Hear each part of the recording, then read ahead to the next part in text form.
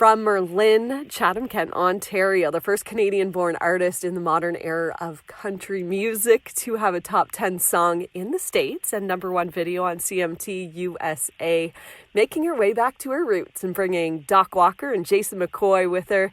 Michelle Wright, how are you doing today? Doing well. Hi, everybody. So you're embarking on this Great Canadian Road Trip. It starts off, October 11th? Yes. And as a matter of fact, it is called the Great Canadian Roadtrip.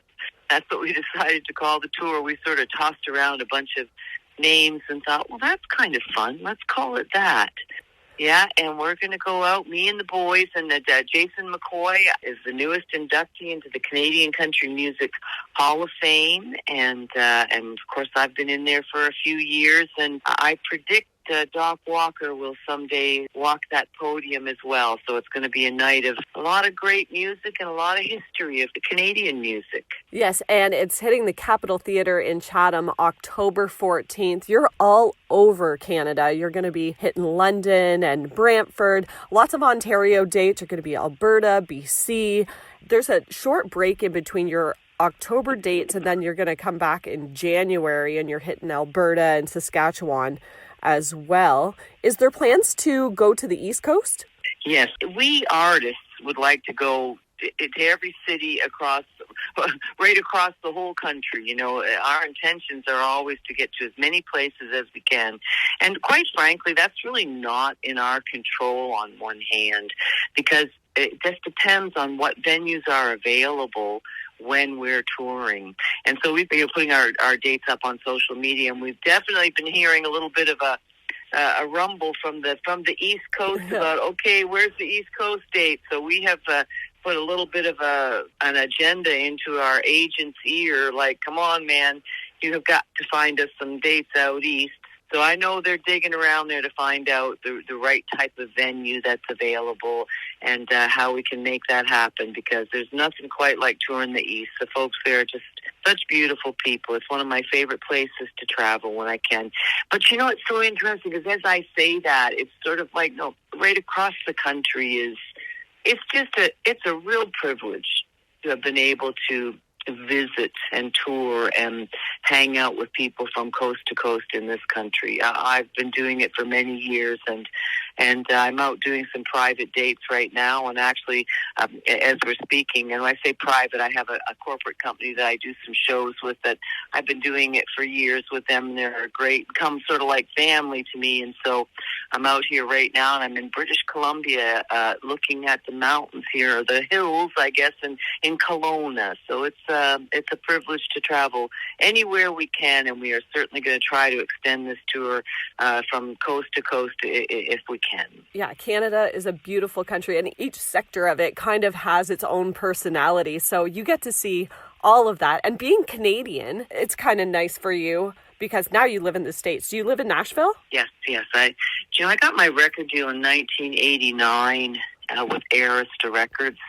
And I worked my first album from Toronto, where I was living at the time. And it became very clear to me that if I wanted to take full advantage of this, like, sort of somewhat unprecedented opportunity for a Canadian, not very many Canadian country artists were getting record deals. I think we had Anne Murray and then Katie Lang, and I know Carol Baker had a little bit of a chance there, and I think Marie Bottrell. And past about that, in all the years of our music business here, Hank Snow back in the early days, but it was so rare for a Canadian female to get a record deal that would allow, me, for example, to spread my Canadian country music around the world.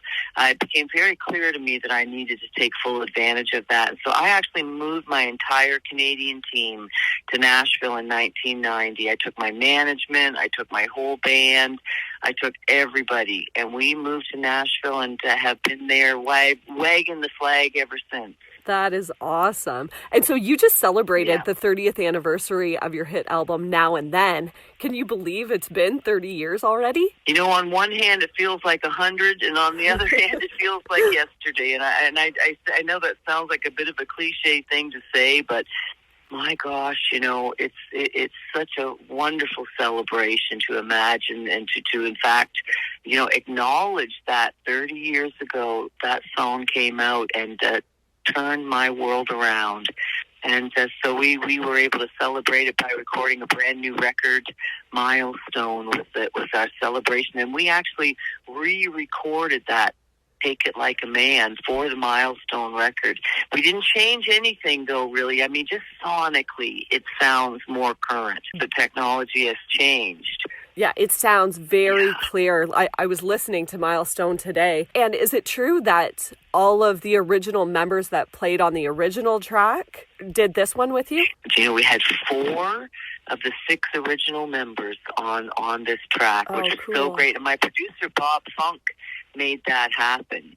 He contacted all the musicians and got everybody that he could. And Bob Funk, by the way, is a fine young Saskatchewan boy. He's a Canadian, and he's been producing my music of late.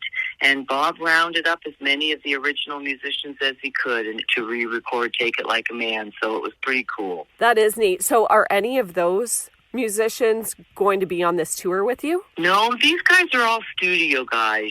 That's how they make their living and have for, decades, playing in the studio. I have my bandmates, the same guys that I've just, now for the tour with Jason and Doc and I, it's an acoustic evening. So it's the 4 of us up there on stage. Oh, nice. Yeah. So when we do the West Coast, we're going to be going full band. But the first leg is the 4 of us acoustically. We really wanted to break it up a little bit because there's something so special about that acoustic approach to a show. That's really a special way to present the music.